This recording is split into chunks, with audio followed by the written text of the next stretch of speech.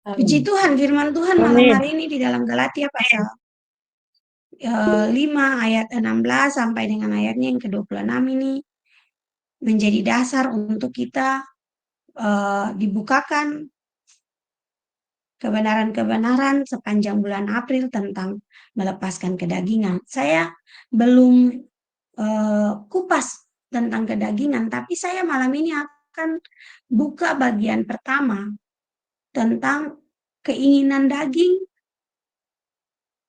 itu syaralah nama ya sandaralah. Keinginan daging itu mengapa kita harus melepaskan? Mengapa saya dan saudara harus melepaskan keinginan daging? Mengapa saya dan saudara harus melepaskan keinginan daging? Ini pertanyaan untuk saya dan saudara sebelum kita tahu keinginan daging itu apa. Ada alasan-alasan firman Tuhan yang sangat kuat untuk saya dan saudara bisa tahu menjadi pegangan untuk kita mengapa kita harus melepaskan keinginan daging. Yang pertama, keinginan daging itu berlawanan dengan keinginan Tuhan. Tadi firman Tuhan Galatia 5 ayat 17 dikatakan sebab keinginan daging berlawanan dengan keinginan roh dan keinginan roh berlawanan dengan keinginan daging. Semua yang namanya masih menginginkan hal yang daging itu berlawanan dengan keinginannya Tuhan. Roh di sini roh huruf besar, roh huruf besar di sini adalah ya Tuhan dari Tuhan. Jadi kalau mau lakukan apa yang menjadi keinginan Tuhan, keinginan daging kita harus dibuang. Bukan bukan bukan mulai dari mungkin mau bilang langsung dibuang susah ya. Tetapi semua dimulai dari mengesampingkan keinginan daging. Disampingkan dulu ya sudahlah. Sebenarnya saya mau kayak gini, tapi karena Tuhan mau seperti itu, saya lepaskan yang ini, saya ambil yang itu dulu deh. Ini mulai mengesampingkan keinginan daging.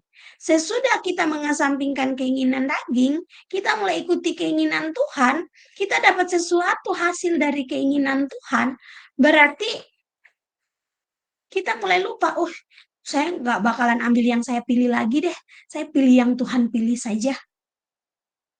Karena kalau saya ambil yang saya pilih, belum tentu saya nikmati yang seperti Tuhan pilih. Nah, banyak orang mencoba-coba. Aduh, yang Tuhan punya terlalu susah, terlalu berat. Nanti saja saya buat yang punya saya, yang saya mau dulu. Ini sudah bertentangan. Saudara berani menantang Tuhan. Siapa yang berani bertentangan dengan Tuhan? Saya 1 minggu ini sampai malam ini saya diperhadapkan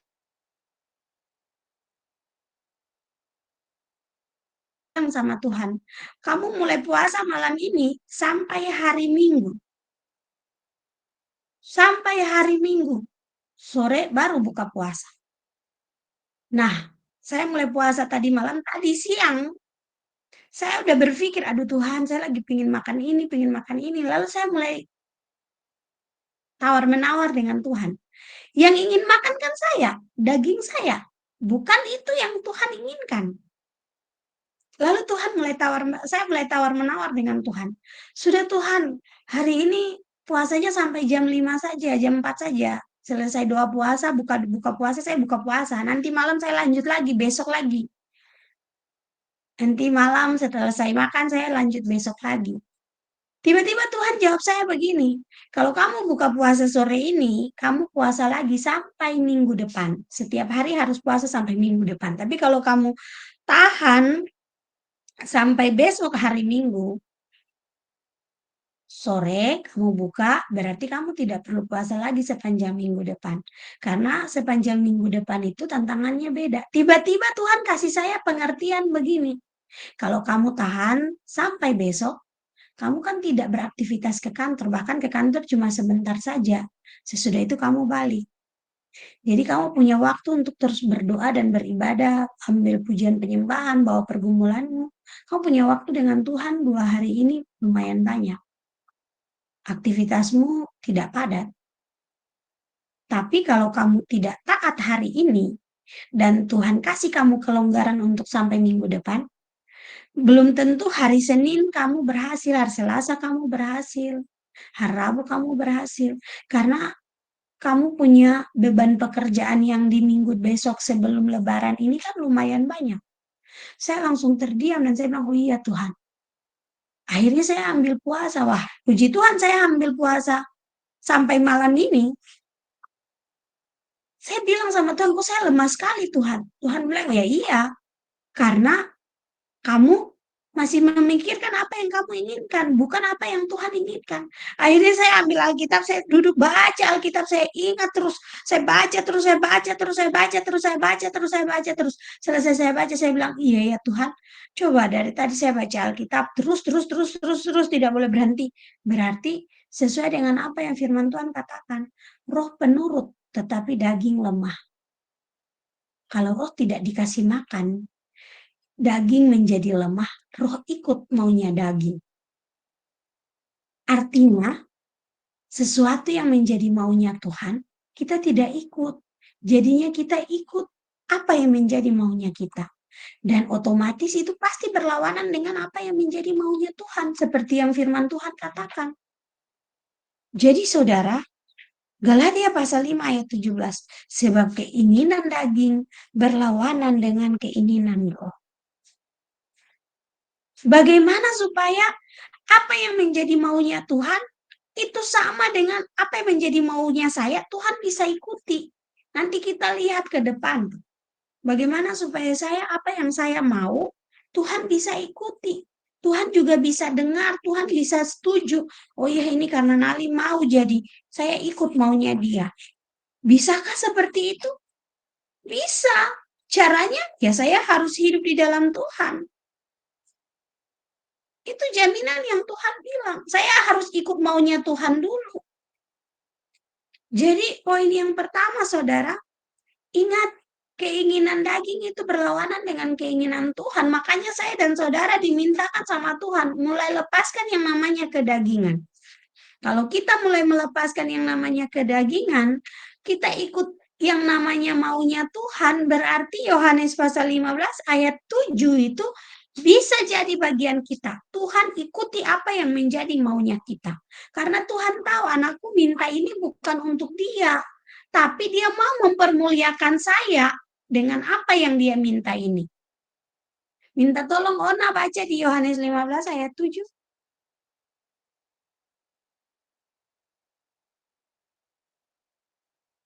Konalita, Yohanes 15 ayat 7.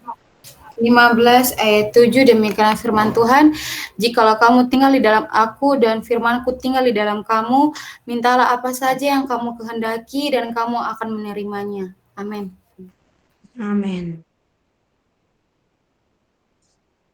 Jadi mau semua apa yang kita kehendaki kita minta langsung Tuhan kerjakan, ikut maunya Tuhan dulu.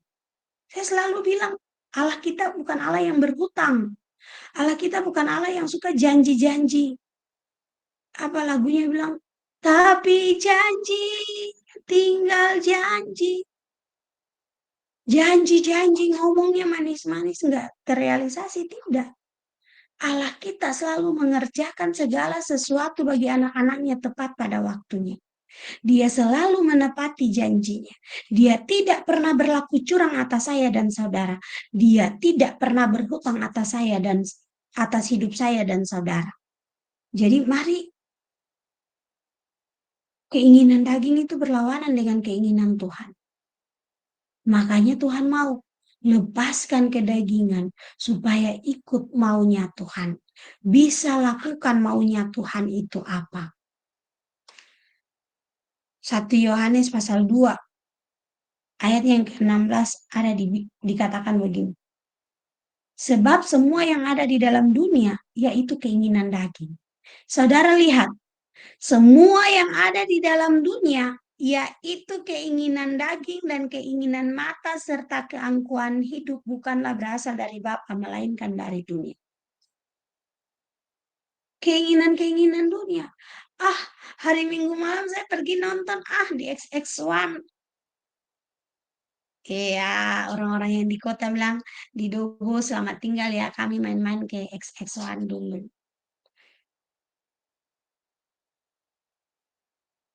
Ah, saya mau jalan-jalan besok, weekend. Besok saya mau ini, saya mau itu. Ini keinginan dunia. Semalam saudara, satu kantor kami itu semua lembur. Sampai jam 12 malam lewat. Jam 5 sore, puji Tuhan pekerjaan saya yang sudah menjadi target harus diselesaikan kemarin, saya sudah selesaikan. Saya ke ruang pimpinan dan saya bilang, Pak, saya mau pulang. Pimpinan saya bilang, jangan pulang dulu, mau ada lembur, semua harus selesaikan pekerjaan hari ini. Saya bilang, saya mau kuliah, Pak. Kuliah sampai jam berapa? Jam 10. Kalau masih bisa, balik ya. Ternyata saya pulang, puji Tuhan kami kuliah tidak sampai jam 10.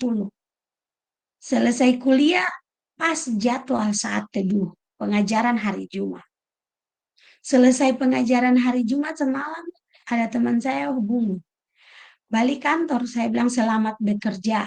Saya punya jam kerja sudah selesai. Saya pergi ke rumah Tante Santi dan Om Yosi. Saya bilang kita doa dulu.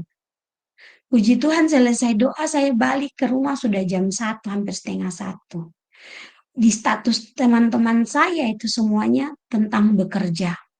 Masih jam segini masih di kantor. Bahkan teman saya satunya itu lembur, dia apa kalau orang muslim puasa makan sebelum puasa itu namanya apa? Sahur, Makan Kak. pagi. Nah, sahur. Beberapa teman saya bilang kami sahurnya malah di kantor, Kak. Jadi aku tadi baru pulang subuh tidur di rumah. Saya nggak lihat dia, saya bilang, siapa siksa? Siapa yang menyiksa? Ini keinginan dunia, kerja sampai lupa waktu. Ini keinginan dunia. Ini yang ada di dalam dunia. Waktu untuk Tuhan sudah dipakai untuk kerja. Waktu untuk kerja bilang ini bagian dari melayani Tuhan. Siapa bilang? Orang melayani Tuhan bukan melayani benda-benda mati. Saudara, semuanya pulang pada pagi. Puji Tuhan saya tadi pagi bangun, saya mandi, saya bilang buat suami saya mau ke kantor hari ini. Suami saya bilang, kenapa? Saya bilang ada pekerjaan yang harus diselesaikan. Teman-teman semua sudah lembur dari kemarin dari sampai malam, tengah malam. Wah, pasti pekerjaan mereka sudah selesai, pekerjaan saya belum. Saya ke kantor, saudara, semua ada di kantor. Puji Tuhan. Tuhan selesaikan pekerjaan saya lebih dulu daripada semua yang lembur dari malam tadi malam sampai malam ini pun masih lembur. Punya saya malah sudah habis. Saya senyum-senyum sama Tuhan. Saya bilang, Tuhan Yesus buat Nali sangat terpesona sekali hari ini. Ikuti maunya Tuhan dulu. Ketika ikuti maunya Tuhan, apa yang menjadi maumu Tuhan buat. Saya mau pulang, ada teman yang tanya, sudah selesai? Masa tadi pagi baru datang? Belum jam 3 sudah pulang. Ini belum jam 5 loh. Saya bilang, ya punya saya sudah selesai, diperiksa. Oh iya, sudah selesai. Diperiksa satu-satu. Sudah selesai. Saya bilang sudah selesai. Yang satu bilang, tolong bantu. Saya bilang ada pekerjaan lain yang harus saya selesaikan lagi. Pas saya pamit pulang, pimpinan saya tanya, sudah selesai? Sudah Pak, sudah selesai. Diperiksa lagi. Ternyata sudah selesai. Yang saya tanya sama salah satu teman saya bingung kalian kerja sampai malam, sampai subuh. Kerja apanya? Kok hari ini belum selesai? Saya dari pagi belum sampai sore, puji Tuhan sudah selesai. Semua pada diam, semua pada diam.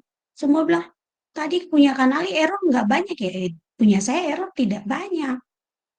Jadi kalau kerjakan dari awal baik-baik, pasti semua akan berhasil dengan baik-baik. Semua terdiam. Tapi sebenarnya bukan masalah itunya, tapi masalah saya ikut maunya Tuhan dulu. Jam ibadah saya ibadah, jam pelayanan saya balik. Minggu lalu saya sudah diperdaya sama iblis kerja sampai jam 3 doa puasa saya tidak bisa ikut doa puasa karena pekerjaan yang memang tidak bisa ditinggalkan. Minggu ini, oh tidak bisa. Masalah deadline itu urusan ke belakang. Yang penting saya harus melakukan bagian saya sebagai anak Tuhan. Saudara, mari semua yang berasal dari dunia itu tidak berasal dari Tuhan. Tadi waktu mau doa Tuhan, waktu mau pengajaran, waktu penyembahan Tuhan ingatkan saya, sampaikan ini buat semuanya. Yang terikat dengan main HP itu sebenarnya dia sementara memberi makan dagingnya. Sehingga rohnya akan susah untuk menerima kebenaran. Rohnya mulai nanti sulit menerima kebenaran karena dia lebih memilih HP daripada Alkitab. Bagaimana supaya kita bisa, apakah tidak boleh main HP lagi? Tidak boleh. Mari hapus hal-hal yang membuat saudara dan saya terikat di dalam HP. Hari-hari ini dunia menawarkan hal-hal yang indah. Firman Tuhan katakan apa? Yang ada sebab semua yang ada di dalam dunia. Semua yang ada di dalam dunia. Bukan semua yang di luar dunia. Tapi semua yang ada di dalam dunia. Itu tidak berasal dari Bapa.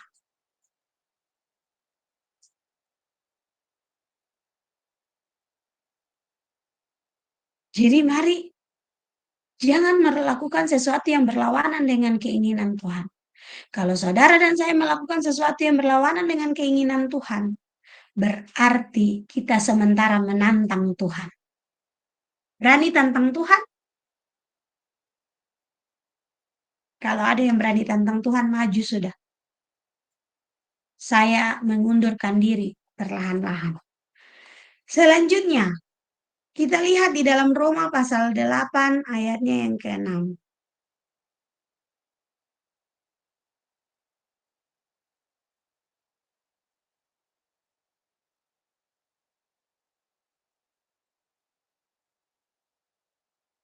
Karena keinginan daging adalah maut, tetapi keinginan roh adalah hidup dan damai sejahtera. Saudara, ketika saudara memutuskan untuk memenuhi keinginan daging, berarti saudara sementara membunuh rohani saudara. Keinginan daging adalah maut. Ini bukan bicara tentang mati secara jasmani, ini mati secara rohani. Kalau rohani sudah mati, berarti mati secara jasmani itu kapanpun tempat pasti di neraka. Jadi mengapa saudara dan saya harus lepaskan keinginan daging? Karena keinginan daging membuat saya dan saudara mengalami kematian secara rohani.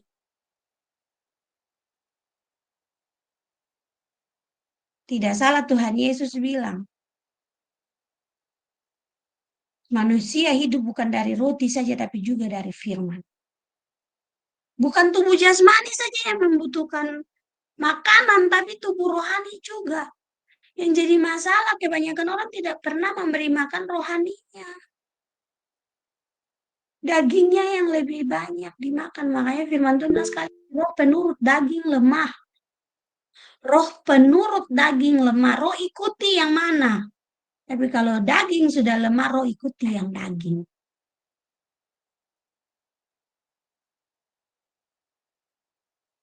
Jadi satu-satunya jalan, kedagingan memang harus benar-benar dilepaskan. Supaya kerohanian kita terus mengalami pertumbuhan. Bisakah kerohanian kita waktu bertumbuh, tiba-tiba jatuh lagi? Ya, kerohanian kita bertumbuh sama seperti tubuh jasmani kita bertumbuh. Bedanya tubuh jasmani itu terlihat secara nyata. Rohani terlihat bukan secara kasat mata, tetapi terlihat secara perubahan gaya hidup. Jadi, supaya jangan mati secara rohani, harus ikuti apa yang menjadi maunya Tuhan. Di dalam Roma 8 ayat 7 dikatakan sebab keinginan daging adalah perseteruan terhadap Allah karena ia tidak takluk kepada hukum Allah. Hal ini memang tidak mungkin baginya. Saudara, seseorang yang tidak mau melakukan firman Tuhan, dia pasti bilang, ah tidak mungkin itu. Tidak mungkin bisa lakukan firman itu. Tidak mungkin bisa kerjakan firman itu. Tidak mungkin. Lalu kalau bilang tidak mungkin, tidak mungkin, tidak mungkin, ya sudah. Sama dengan firman Tuhan bilangin. Dia tidak takluk kepada Allah. Jadi kalau Bapak Ibu dan saudara, Bapak Ibu saudara dan saya tidak lakukan keinginan Tuhan, kita menjadi seterunya Tuhan, musuhnya Tuhan. Ada yang berani bermusuhan dengan Tuhan? Jangan bermusuhan dengan Tuhan. Tuhan tolong, Tuhan mampukan saya dan saudara. Kita cukup jadi musuhnya iblis. Iblis itu musuhnya anak-anak Tuhan. Saya percaya di sini semua anak-anaknya, anak-anak Tuhan. Amin. Amin. Amin. Amin.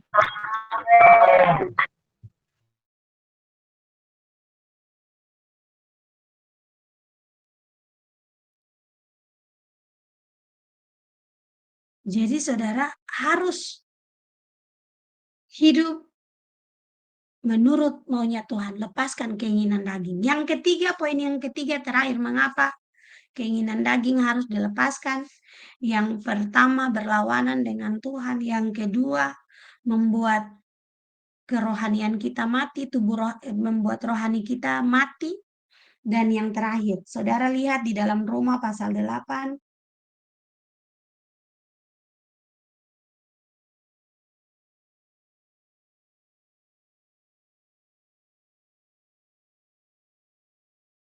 ayat yang ke-12.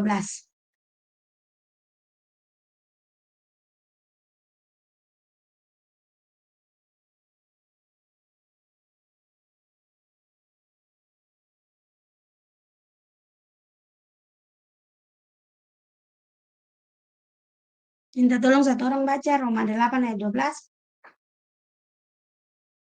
Demikian firman Tuhan, Roma 8 ayat 12. Jadi saudara-saudara, kita adalah orang berhutang, tetapi bukan kepada daging, supaya hidup menurut Tuhan. Amin. Kita adalah orang-orang yang berhutang, bukan kepada daging.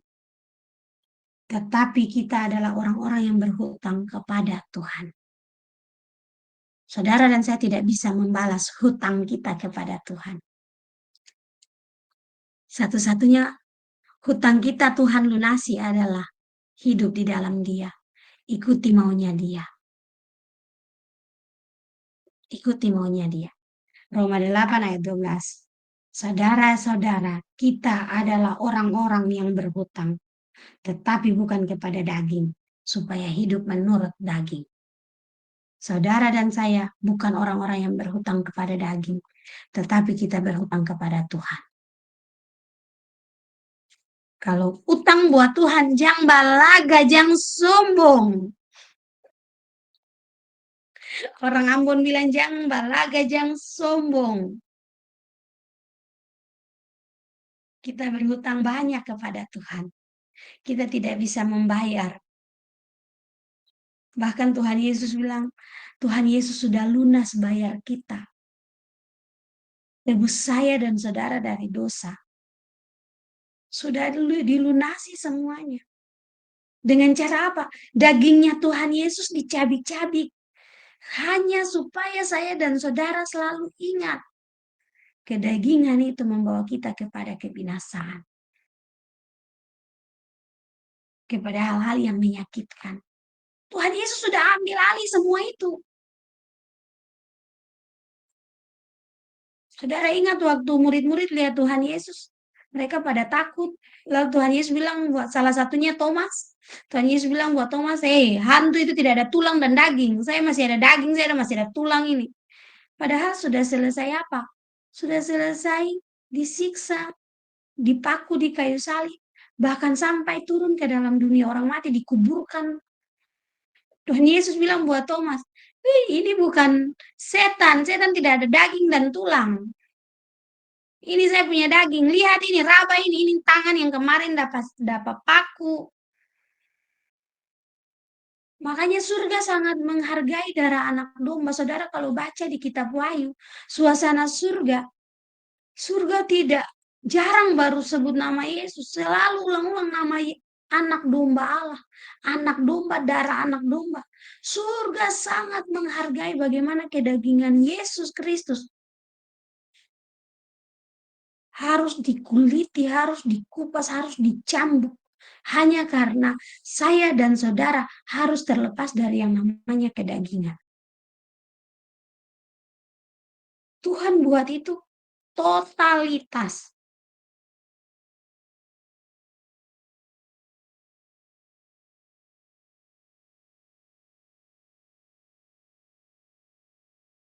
Jadi mari ingat, kita berhutang sama Tuhan. Tadi ada yang tanya, saya sudah berpikir waktu Mama Sandi tanya, kanali kita nanti pasca di Papaliseran atau bagaimana? Saya bilang iya ke Papaliseran, tapi hati kecil saya tidak, tidak ke Papaliseran. Tidak ada lagi nginap-nginap di sana, di villa, di pantai. Tidak, hati kecil saya berulang-ulang. Tadi Mama Sandi tanya, ini bilang, ini sudah full. Saya bilang ya, sudah kalau gitu di rumah saja. Ada yang tanya lagi, Mama Garpe tanya lagi, saya bilang buat Mama Garpe, pasca di rumah, lalu renungkan bagaimana Tuhan Yesus sudah mati buat kita, bagaimana Tuhan Yesus datang dengan misi yang besar, bagaimana Tuhan Yesus kasih kita kemenangan, sampai sejauh ini apa yang sudah saya buat untuk Tuhan. Kalau ada yang ngomong-ngomong kita, bilang kita begini, begitu, dan sebagainya, tidak apa-apa. Terus buktikan engkau membawa kemuliaan Tuhan.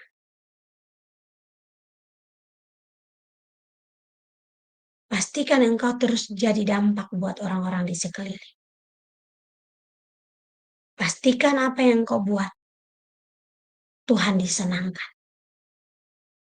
Lepaskan apa yang menjadi keinginan. Ikuti apa yang menjadi keinginan Tuhan. Waktu kita ikuti keinginan Tuhan, Tuhan membackup, Tuhan memenuhi apa yang menjadi keinginan saya dan saudara. 3 alasan malam ini, mengapa harus kita lepaskan keinginan daging. Mengapa kita harus melepaskan yang namanya kedagingan. Yang pertama, berlawanan dengan maunya, keinginan Tuhan. Supaya keinginan Tuhan bisa terpenuhi, mari lepaskan egomu, ikut maunya Tuhan. Yang kedua, keinginan daging membunuh kerohanian kita. Membunuh kerohanian kita. Kalau sesuatu yang membunuh kerohanian kita, jangan pernah mimpi apa yang kita mau, apa yang kita minta sama Tuhan akan terpenuhi. Yang ada kita menjadi musuhnya Tuhan. Yang ada kita jadi seterunya Tuhan.